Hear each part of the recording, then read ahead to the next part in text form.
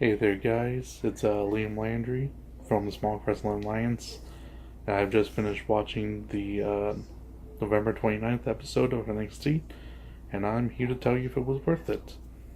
So, first things first, we were not in Full Sail tonight. They weren't. They were in San Antonio at the Aztec Theater, and I thought that's pretty cool because I like Full Sail, but it can get tiresome to be in the same place all the time when you're just kind of going out the way for takeovers. So it was cool to see them in like another location that's a lot like the Full Sail location, and saying it's very intimate, very close, but just different. I hope they do that more often. But let's go to the first match.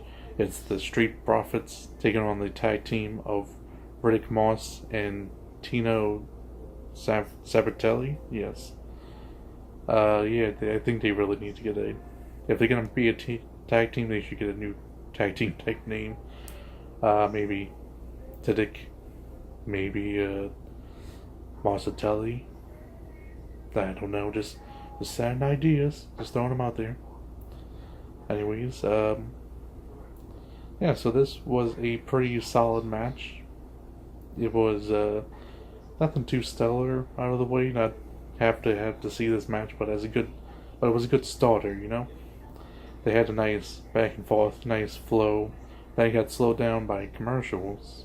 I don't know why they always had to put commercials on a WWE Network thing, but they had to put the commercials in the match itself. You have them between the matches, but why in the matches themselves? It always has to be even two commercials. And it's crazy because they even have advertisements for NXT. It's like, watch NXT. And it's like, I already am. I don't know why. I don't know. Can I watch NXT more?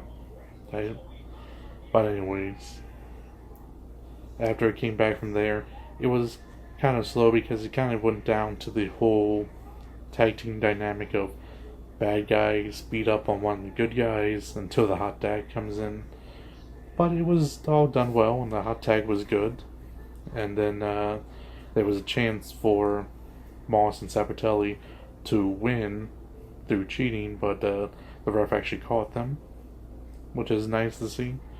Because it kind of was feeling that they were probably going to win through cheating, but they didn't, so that was a little nice surprise, I guess. I don't know.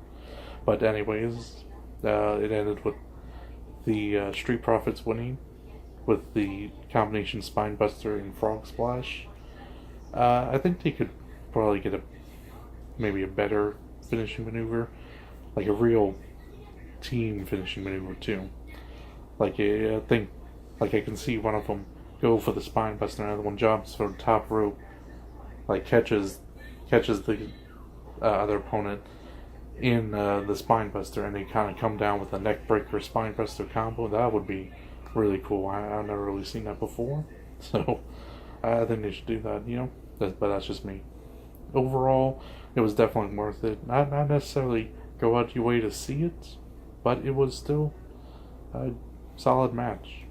Then we had the some backstage segments. So I want to go back to talk about Marlo Vanello, one of the NXT announcers, and NXT commentators. He's a really great commentator.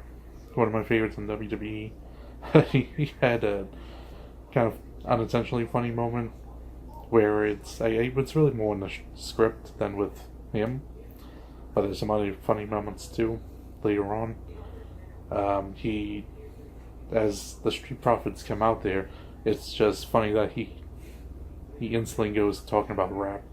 And they come out there and it's like, they're dominating just like Jay-Z's dominating the Grammy nominations. Like, I can just see it in the script, and it's like, Street Profits, talk about rap stuff, be topical. and it comes out very forced because of that. But and then when Moss Sabatelli comes out, he goes and says, a few weeks ago they took L took the L, and I was like, oh wow, that's also sounds very forced. Trying to be hip language, you know. Uh, anyways, going to what I was talking about, the backstage segments. They were there to set up the tag match later in the night. That was between the team of Mustache Mountain, Trent Seven, and Tyler Bates versus Pete Dunne and Mark Andrews. Mark Andrews. So this was setting up first. It was going backstage behind what was last week's NXT, and I put quotation marks because if you don't know, that week's NXT was actually filmed before the takeover, and you just kind of pretend that's that Wednesday. But anyways, they had the backstage segment where, as Pete Dunne is walking out, Mustache Mountain comes up to him and it's like, it's really sucks that you didn't help Wolfgang a few weeks ago when he was attacked by the Undisputed there, and they were basically saying, it's like, how would you get another guy and then we'll have a tag match, and then Pete Dunne just kind of walks off. It wasn't really that great of a backstage segment. I gotta say, a lot of the British guys are better in the ring than they are on the mic, but it's a setup. And then they had an backstage interview with Mustache Mountain, and then they had an interview with Mark Andrews, saying, it's like, oh, why did you want to tag team with Pete Dunne? And they did give a good reason to it as well, because they made the deal that if they win, Pete Dunne and Mark Andrews would be the number one contender. So that's actually a logical reason to have them in there. There's sometimes they don't do that. They just kind of pair off two guys who don't really like each other for no reasons, but actually explains why they would want to and why they would work together. So overall backstage segments, I guess good to know, but wasn't necessarily worth it. Anyways, then we had the match between Kairi Sane and Peyton Royce. Of course, Peyton Royce was accompanied by Billie Kay, the iconic duo. This was a pretty good match. It's not really up to the same standard as the Fatal 4-Way from War Games, or even the match last week between Ruby Riott and what's the name? But one from last week was Sonya, Peyton, Ruby Riott, and Sonya Deville. That's it. Anyways, but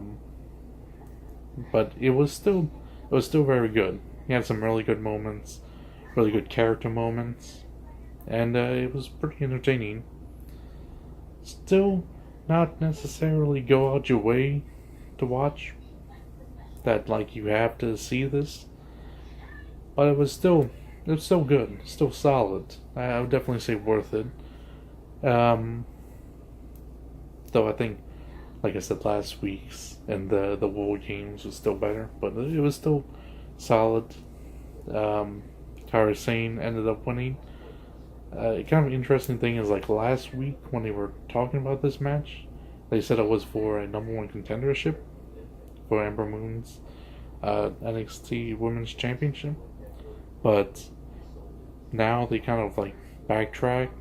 They were saying, oh, now Kairi Sane is probably in the running to be the number one contender, so I don't know why they did that necessarily, but it's up in the air who is the number one contender right now. So then, after that, they actually went back and showed clips from the Ruby Riott, Sonya Deville match from last week. This was actually another funny moment, and I would put this on Marlo, on him. He was saying they went at each other talking about Ruby Riott and Sonya Deville. They went at each other like a carpenter and a dentist.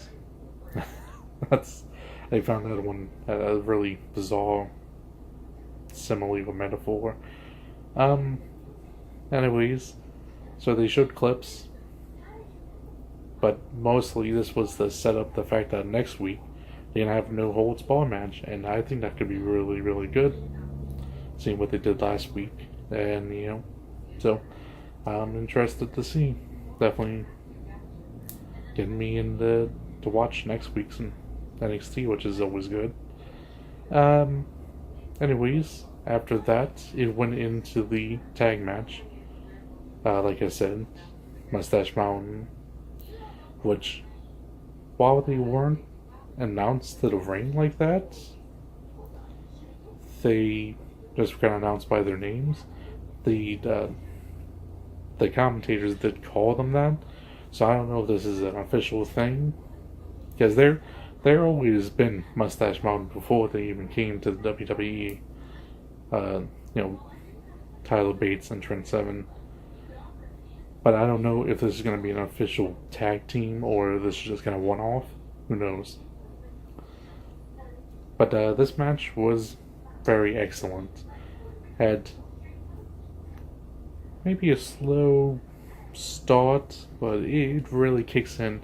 And there's some really innovative work here. Really cool looking tag team maneuvers and other maneuvers in general. Cool heel work from Pete Dunne and stuff, and it was real entertaining. It really gets into a flow, and it's definitely worth it. If anything, it's really showed. It's really the reason to watch this week's NXT, and the other stuff was almost bonus. I definitely wouldn't skip those other ones, but it's kind of like bonus. Like that, this match in itself is reason enough just to watch it. But definitely check out the other ones. And so as a whole, I would say this NXT was worth it. Just probably skip through the commercials, because like I said, they're in all the matches, and they just hurt the flow of the matches. Why you do that? Stop it, WWE. Anyways, is there any other points that I wanted to say? I guess not. Okay. So until next week,